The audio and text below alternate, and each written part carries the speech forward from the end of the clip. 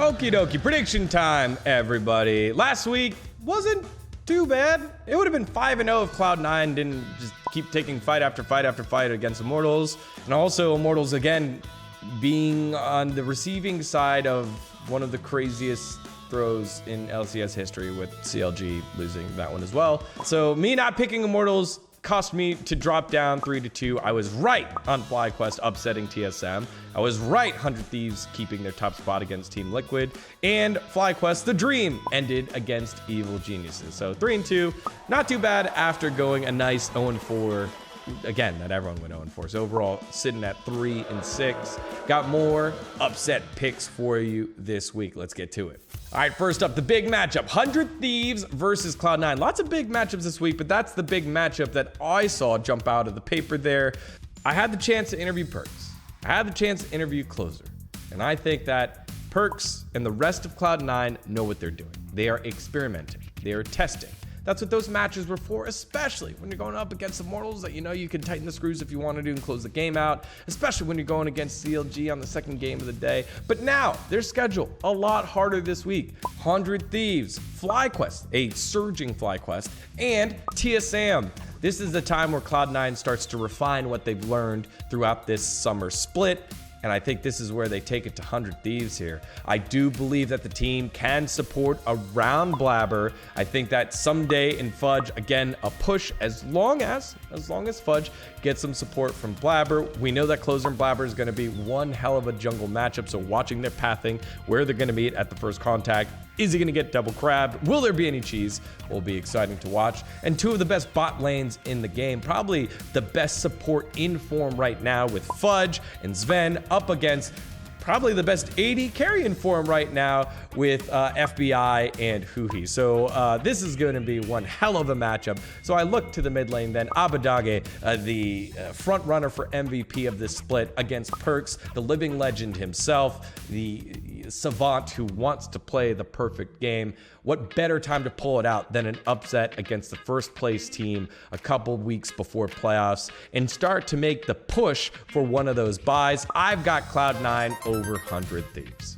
Next up, this one feels like it's an upset, but it's not when you look according to the standings. Evil Geniuses and TSM. I think TSM finding their form. Again, Spica having an MVP caliber season. You know, if Abadage wasn't there, just pop it off right now. I think he would be the front runner for it. But now I think he's still on the outside looking in. But again, leading his team to victory against Evil Geniuses, who are searching, but did drop a game last week, surprisingly so that I don't think a lot of people thought they would. Evil Geniuses losing to Golden Guardians on Friday. We're able to bounce back and get 2 victories against the upstart FlyQuest and took care of business against Dignitas. But this is a taller task. You can't just ask your laners to eke out leads here and then expect them to run around the map. Although this is the team, TSM, who you can probably yank around the map without that solid voice there, especially if you shut down Spica, which I think Svenskeren or Contracts have the ability to do. Yes, it seems like it would be a good setup for Evil Geniuses, but I just don't think so. I think the team is turning around a corner. We're seeing Power of Evil start to set up in more carry roles here. And although Evil Geniuses, again, the team with the larger streaks this season, the team that is in form, the team that everyone's like, whoa, this is the best team in the league, it feels like it's an upset. It's not. TSM higher on the leaderboards. I got TSM over Evil Geniuses in the matchup.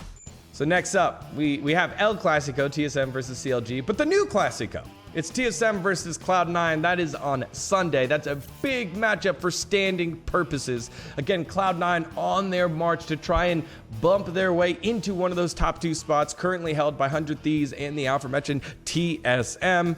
And I think after 2 victories here, after Cloud9 stops doofing around with their draft and giving players what they need because they've experimented, they've learned, I think Cloud9 can take this one against TSM. Power of Evil's special power, hit it every time, is that he neutralizes the opposing team's mid laner, right? So PERKZ, he's already been kind of like a less version of himself than going up against Power of Evil. I don't think that's where they win.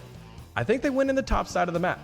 Blabber, Fudge against Huni, Spica. That is high octane fighting, aggression between those 4 players in between them. And I think it can go either way. I do believe, though, that this goes in the way of Cloud9. They draft for Fudge to get an early lead and to accelerate the game and get themselves the dub. I think the bot lane of Cloud9 and TSM kind of are just a push right now. I don't think VENN is in the best form, as he said in his interview after defeating CLG, talking about Golden Guardians. They don't have anything to worry about because Golden Guardians only beats good teams.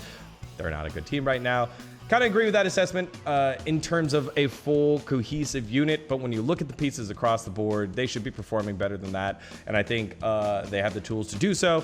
So with that said, I think the play is on the top side of the map. Fudge factor, count me in there. Cloud9 over TSM with the upset. All right, last week I was doomed because I picked CLG, and in this game, Evil Geniuses against CLG.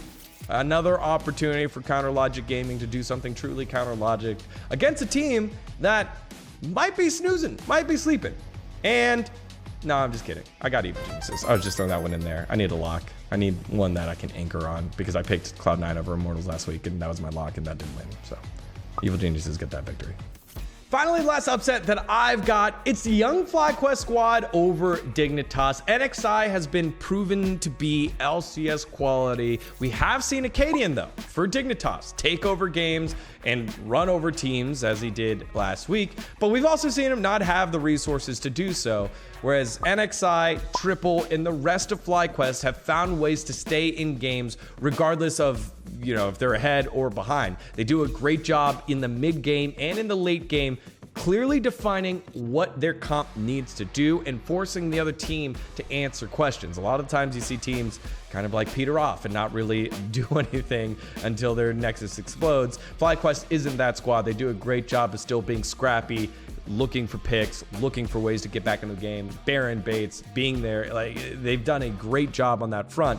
But this is a team that they're supposed to beat. Like I've said in the past, FlyQuest needs to beat the teams that they're supposed to beat. If they believe they're a 5-6 squad, well, guess who's in that 5-6 spot? It's Dignitas. This is the time for them to do it. I believe they do so. Give me FlyQuest over Dignitas. All right, y'all, those were my picks of the week.